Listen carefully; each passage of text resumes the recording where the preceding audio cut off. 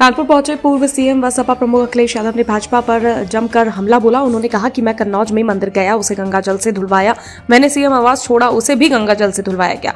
अब तो मैं गंगा जी में नहा आया। अब भाजपा के लोग बताए कि गंगा जी को कैसे धोएंगे। जाजमऊ में एक शादी समारोह में शामिल होने के बाद अखिलेश यादव ने मीडिया से बात करते हुए कहा कि ये सरकार महाफेल और महाग पलेबाज सरकार है। कुंभ में मरने वालों के आंकड़े अभी तक साफ तौर पर नहीं दे सकी। जो लोग कुंभ जाते वक्त एक्सीडेंट में मर रहे हैं, उनकी भी मदद नहीं की जा रही। अखिलेश ने बजट को लेकर कहा कि इस बजट में पीडीए को कुछ भी नहीं मिला है।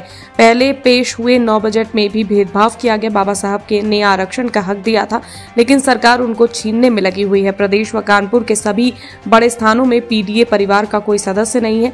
सीसामऊ विधानसभा सीट पर लेकर कहा कि उन्होंने 420 कर सीट जीतने का प्रयास किया, लेकिन हार गए।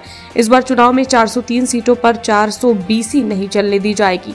पीडीए रिकॉर्ड वोटों से जीतेगी। अखिलेश ने कहा कि अब तो ये सरकार पानी की गुणवत्ता बताने में भी फेल हो गई है। सेंट्रल पॉल्यूशन कंट्रोल बोर्ड और UP pollution control board Ganga की गुणवत्ता को लेकर आपस में लड़ रहे हैं।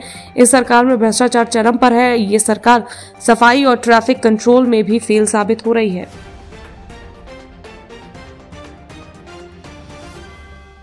मानते नहीं है। उत्तर प्रदेश पॉल्यूशन बोर्ड क्या कह रहा है, सेंट्रल पॉल्यूशन बोर्ड क्या कह रहा है, दोनों में झगड़ा है। ये डबल इंजन नहीं, डबल ब्लेंडर की सरकार है। दोनों इंजन टकरा रहे हैं और डब्बों का हाल पता ही नहीं है, डब्बे क्या कर रहे हैं। और जो उर्दू की बात आपने की थी, जहां से शुरुआत हुई थी, मुख्यमंत्री जी क्या बोले, क्योंकि नेता सदन है, उनके बारे में सब जानते हैं, वो कुछ भी बोल सकते हैं। और अगर कभी देखना हो कि कुछ भी बोल सकते हैं, तो हमारे एएनआई के कोई मित्र होंगे, वो रिकॉर्डिंग जरा दोबारा देख लेना, तो आप जान जाओगे कि मुख्यमंत्री जी कुछ भी बोल सकते हैं।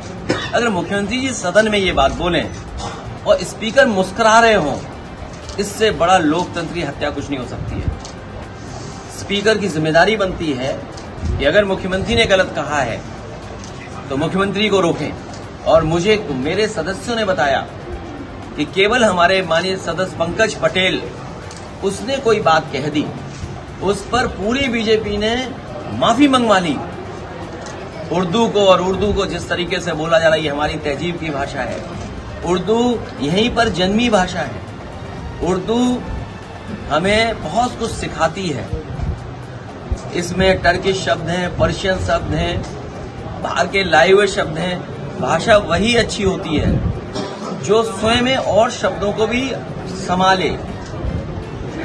जब बहते हैं शब्द, इधर से उधर आते हैं, तो भाषा और मजबूत होती है।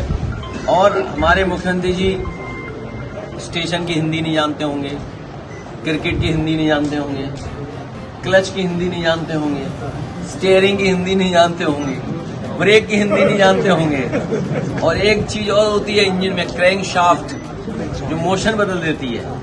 जो मैकेनिक या मैकेनिक की गिरी जानता होगा, वो जानता होगा क्रैंक शाफ्ट। तो सोचिए, अभी भी वैसा ही वैसा है सब कुछ, वो कुछ जानते ही नहीं है। इसलिए बहस मत छेड़िए इस बात। मुस्लिम वर्ग नाराज है इस बजट से। उसका कहना है कि छुट्टा जानवर और अल्पसंख्यक को बहुत ही नीचे रख दिया गया है। 400 करोड़ का बजट छुट्टा जानवर के लिए दिया गया और 365 करोड़ का बजट सिर्फ अल्पसंख्यक को दिया गया। तो अल्पसंख्यक को कहां देखना